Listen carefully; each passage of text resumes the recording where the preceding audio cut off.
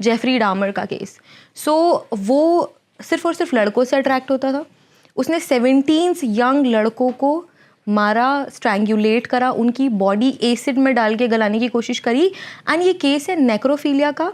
और and basically necrophilia ऐसी situation होती है जिसमें जो डेड बॉडी होती है वो अराउज करती है, और इसके अलावा कैनिबलिज्म का भी। तो वो जितने भी बच्चों को या लड़कों को मार रहा था वो रैंडम प्लेसेस में मिलता था, गे बार्स में मिल जाता था, या फिर किसी टैक्सी स्टैंड पे किसी को लिफ्ट देने के लिए लड़कों को वो ऑफर करता था। एंड वो सेफ फील करते थे ऑफ कोर्स।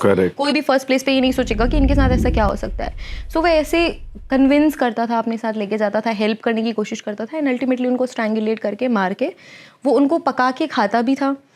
जब उसको पकड़ा गया तो वो 31 ईयर्स का था सिर्फ, बहुत चार्मिंग, हैंडसम।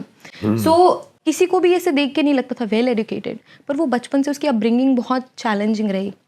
सो हमेशा माँ बाप झगड़ा करते रहे, है ना, माहौल बहुत ख़राब रहा। तो खैर वो सिजोफ्रेनिया से भी जूझ रहा था, है ना, सिजोफ्रेनिया था, साइकोसिस था, तो उसको मल्टीपल मेंटल डिसऑर्डर्स थे। अच्छा। जिसकी वजह से वो इन सब चीज़ों में इन्वॉल्व हो गया। वो डेड बॉडीज़ को स्टोर करता था। उसके घर में बड़े बड़े एसिड के कंटेनर्स थे जिसमें वो डेड बॉडीज़ को डाल के गलाता था। और बचपन में भी वो ऐसे ही करता था। जब वो छोटा था तो कहीं जंगल में खेल रहा है तो वो जानवरों को, कैट्स के बच्चे, बर्ड्स को ऐसे ही करता था कि उनको मार देता था, फिर उनको डिकम्पोज होते हुए देखता था, उनको एसिड में गलाने की कोशिश करता था। उसके जो पापा थे वो केमिकल इंडस्ट्री से जुड़े हुए थे, तो उसको वो चीज़ बड़ी इंटरेस्टिंग लगती थी और वो बचपन से ऐसे करता था। बड़े होने के बाद वो ह्यूमंस में शिफ्ट हो गया, अपने लव इंटरेस्ट पे शिफ्ट हो गया। सो ये 17 सीरियल किलिंग्स बहुत ही लंबे समय 1978 से शुरू हुआ, 1990s तक ये चलता रहा। एंड इसका कब पता चला, क्योंकि बहुत पहले का टाइम था तो बहुत एडवांस टेक्निक्स नहीं थी, बट एक लड़का इसके चंगुल से भाग गया और वो भाग के पुलिस के पास गया और उसने सारी इन्फॉर्मेशन दे दी। पुलिस को पता लगा कि ये इतना बड़ा केस है। वो बहुत टाइम से सीरियल किलर को पकड़ रहे थे, पकड़ने की कोशिश कर रहे थे, सर्च कर रहे थे इस सीरियल किलर को कैसे भी पकड़े, क्योंकि 17 डेथ्स बहुत बड़ा नंबर होती है। करेक्ट। सो उन्होंने फिर उसे पकड़ा। जब उसको पकड़ा तो उसके घर से बड़े बड़े एसिड के कंटेनर्स, फ्रिज में skeleton head, long bones, short bones, packets में ह्यूमन मीट, ये सारी चीज़ें रिकवर हुई थी। तो ऑफ कोर्स बहुत बहुत ही क्रेजी केस है ये। इंडिया में भी ऐसे एक केस है निठारी का। सो ये भी कैनिबलिज्म। सो यही है कि अगर हम कंपेयर करें, चाहे इंडिया हो या फिर आउट ऑफ इंडिया हो, जो मेंटली अनस्टेबल हैं या जो मेंटली सिक हैं, पैरानोया, सिजोफ्रेनिया, सो वो इस तरीके के स्टेप्स ले लेते हैं या फिर इस तरीके के क्राइम्स में इन्वॉल्व हो जाते हैं। बट ये जो इस तरीके का केमिकल होता है जो बॉडी गला ही देता है पूरी या डिसॉल्व कर देता है, तो फॉरेंसिक पकड़ पाता है उस चीज को कि जब वो डिसॉल्व हो चुकी है पूरी बॉडी, फिर ही पता लग जाता है किसका है क्या है? हाँ बिल्कुल बिल्कुल, क्योंकि जो बोन्स होती हैं वो बहुत जल्दी नहीं गलती। इवन जो बोन्स होती हैं उनमें जो प्रोटेक्टिव कवरिंग होती है वो बहुत स्ट्रांग होती है। एसिड से भी बहुत टाइम लग जाता है, ऐसा नहीं कि 1 मंथ में 2 मंथ में, कई ईयर्स लगते हैं। और इवन अगर हम ज़मीन में दफना रहे हैं बॉडी, तो वो तो स्केलेटन फॉर्म में हमेशा रहता है। सो चाहे कितना भी स्ट्रॉन्ग एसिड क्यों ना हो, बोन्स को, टीथ्स को तो डिस्ट्रॉय नहीं कर पाता। जो हमारा फ्लश है उनको डिस्ट्रॉय कर सकता है। सो और पर बोन्स अगर है, टीथ्स हैं, तो डीएनए तो हम उससे भी निकाल सकते हैं, बोन मैरो से, टीथ के पार्ट से, तो आइडेंटिफिकेशन हो जाता है किसकी बॉडी है, एज क्या रही होगी, तो ये सारी चीज़ें पता लग जाती हैं। आप बता रहे थे कि जैसे हम इससे पहले बात कर रहे थे कि ऐसी चीज़ें हो रही हैं कि हर एक क्राइम सीन पर एक मूवी बन जाए। सिमिलरली दृश्यम से इंस्पायर होके किसी ने ऐसा ही ट्रू क्राइम करा था, वो क्या केस है, थोड़ा बताओ। ये केस ना 2015 का है और छत्तीसगढ़ का है। सो इसमें क्या होता है कि एक बहुत पावरफुल पर्सन, 4 यूनिवर्सिटीज़ का मालिक, जो कि इंजीनियरिंग कॉलेज और MBA कॉलेज, डिफरेंट BSCs के कॉलेज, इन सब का मालिक था। उसका बेटा, बहुत इन्फ्लुएंशियल फैमिली, रायपुर भिलाई में इनके चेन्स थे यूनिवर्सिटीज़ के। सो इनका एक बेटा था, वो सडनली डिसअपियर हो जाता है। डिसअपियर मतलब वो घर से बोल के निकलता है कि मैं आ जाऊँगा, मैरिड, बच्चा। सो वो घर से बोल के निकलता है मैं आता हूँ थोड़ी देर में, बट वो रात तक नहीं आता। बट उसका टेक्स्ट आ जाता है कि ठीक है, मैं अपने फ्रेंड्स के साथ हूँ, बिज़ी हूँ, आज तो लेट हो जाएगी आने में, मैं कल आऊँगा। तो फैमिली वाले रिलैक्स हो गए, ठीक है मैसेज आया है, अब कोई स्ट्रेस की बात नहीं है। नेक्स्ट डे भी वो नहीं आता। सो अब क्या करते हैं, काफ़ी इन्फ्लुएंशियल थे तो वो डायरेक्टली हायर अथॉरिटीज़ को कॉल करते हैं, बोलते हैं हमारा जो बेटा है वो मिसिंग है। सो पुलिस मिसिंग कंप्लेन फाइल करती है और सर्च शुरू करती है।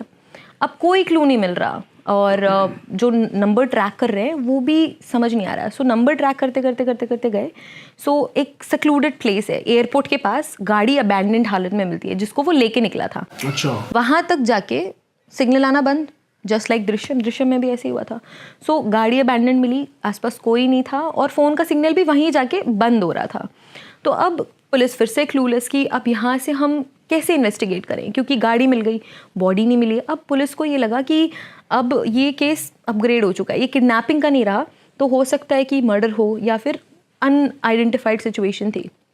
इसके बाद पुलिस ने और सर्च करने की कोशिश करी कि किससे किससे बात करता था, फ्रेंड्स, और वो अपनी यूनिवर्सिटी का डायरेक्टर भी था, तो जिनसे वो फ्रीक्वेंटली कांटेक्ट में रहता था, उसके एम्प्लॉयज़ और उनके फ्रेंड्स सबसे कांटेक्ट करने की कोशिश करी। बट लास्ट कॉल 1-2 नंबर की थी, तो वो उसकी एक एक्स एम्प्लॉय थी, किमसी जैन उसका नाम था। सो उसने बाद में शादी कर ली और फिर उसका भी एक बेबी हो गया। सो बट लास्ट कॉल उससे थी। पुलिस ने उस पर ज़ीरो इन किया और उससे बात करी, तो उसने बोला हाँ मेरी बात हुई है, बट नॉर्मल बात हुई और इससे ज़्यादा मुझे नहीं पता कि उनके डिसअपियरेंस कैसे हुआ, क्या हुआ, मुझे कुछ नहीं पता। और एक और नंबर था जो कि उसके हस्बैंड का था, तो उसने भी बोला कि हाँ मेरे से भी बात हुई थी और हमारे बीच थोड़ी टेंशन ज़रूर थी, लेकिन मुझे नहीं पता डिसअपियरेंस का। जो लड़की थी उसके फ़ोन का जो लोकेशन है वो घर का ही था। पुलिस को लगा कि फर्स्ट प्लेस पे यही उससे कांटेक्ट में थी, क्योंकि वो उसकी एक्स एम्प्लॉय थी, यूनिवर्सिटी की HR डिपार्टमेंट में थी। जब और अदर एम्प्लॉयज़ से बात की तो ये पता चला कि जब वो वहाँ जॉब करती थी अपनी शादी से पहले, तो इनका अफेयर था। ये जो डायरेक्टर का बेटा था, जो कॉलेज ओनर का बेटा था, जो डायरेक्टर था, उसका अफेयर अपनी HR से था। फिर बाद में शादी नहीं हुई तो इन्होंने अपने अलग अलग शादी कर ली, बट फिर भी कॉन्टैक्ट में थे। अब ये स्टोरी पता चली तो पुलिस को लगा कि सस्पेक्ट मेन हमारी ये विमेन ही है, किमसी जैन जो HR थी, उसका लोकेशन घर का। तो फिर पुलिस वालों को लगा कि अब तो और क्लू नहीं मिल रहा, जब वो घर में ही है तो और कोई कनेक्शन हो नहीं सकता। अब इसके बाद और सर्च होनी शुरू हुई।